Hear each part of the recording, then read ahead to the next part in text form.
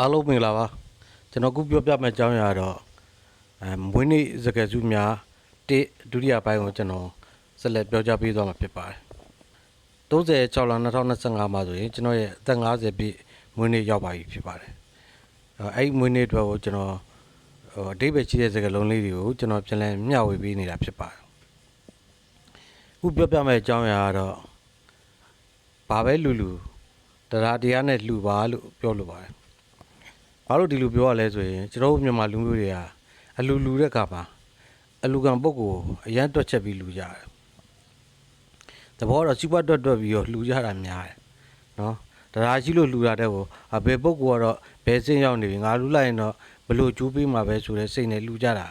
အရန်များပါတယ်။အဲ့တော့ဒီစီးပွားတွက်လူတယ်နော်အကျိုးလိုညောင်ရင်လောင်းတဲ့စိတ်နဲ့လူတဲ့အတွက်ကိုပြန်ကျိုးပေးတဲ့အခါမှာလည်းအရန်အားနေတာတွေ့ရတယ်။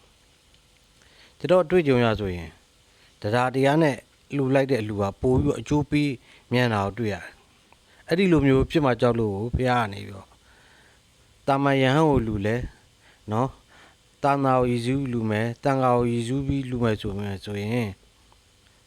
တာနာကိုရည်စူးပြီးလူမယ်တန်ဃာကိုရည်စူးပြီးလူမယ်ဆိုရင်ယဟန်နာကိုလူရတဲ့အကျိုးမျိုးပုံစံမျိုးရမယ်လို့မြတ်စွာဘုရားရှင်ကဟောခဲ့တာဖြစ်ပါတယ်။အဲ့ဒီလိုမျိုးပုဂ္ဂိုလ်ခွဲခြားပြီးလူမှာဆိုလို့အတွက်မြတ်စွာဘုရားရှင်ကဟောကြားခဲ့တာဖြစ်ပါတယ်ကျွန်တော်တို့ဒီမြန်မာလူမျိုးတွေကအဲ့ဒီဘက်မှာ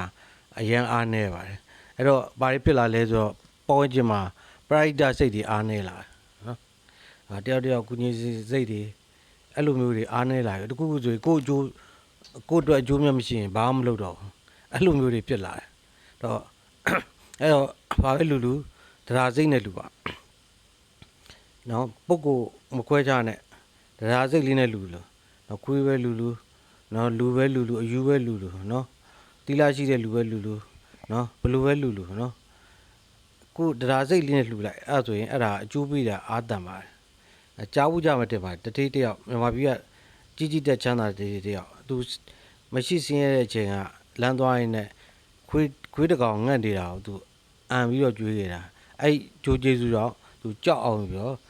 ကြီးမားတထေးကြီးဖြစ်သွားတာကြားဘူးကြမှာပါအဲကြောင့်ကျွန်တော်ပြောချင်တာ